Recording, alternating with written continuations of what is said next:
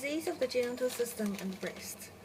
The cervical intraepithelial neoplasia can be, it means the multiplications of the cells in the cervix.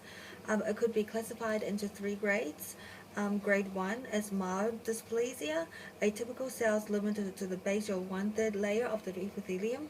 Grade 2 is a moderate dysplasia, the cellular atypical in the lower 2/3 of the epithelium.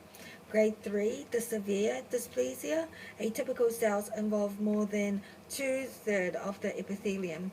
And we have the cervical carcinoma, which involves all layers of the epithelium, but this does not pierce into the basement membrane. The carcinoma of the cervix is a malignant tumor. It's 40, people that get it are like women aged 40 to 60 years. Most often the squamous cells, about 70-90%. Sometimes it could be in the gland as well that affects the columnar cells, which causes adenocarcinoma, which is about 10 to 25%. And maybe that could also affect the reserve cells.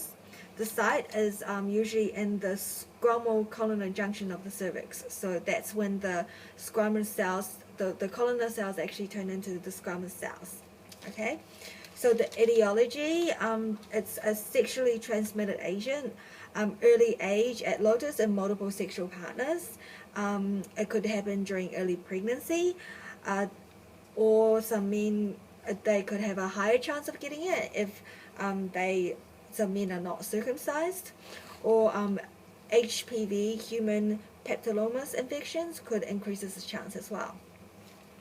So there are 4 pathological types: the erosion type, the fundulator type, the infiltration type, and the ulceration types. Metastasis of this is usually by the lymphatic system, by the lymph nodes in the pelvic cavity. It could be direct extension through the vagina and the body of the uterus to the parametrium, or it could be through the bloodstream into the lungs or liver. So what are the clinical presentations of that? It could be regular bleeding, bleeding or pain during sexual intercourse, or leukorrhea or dysuria.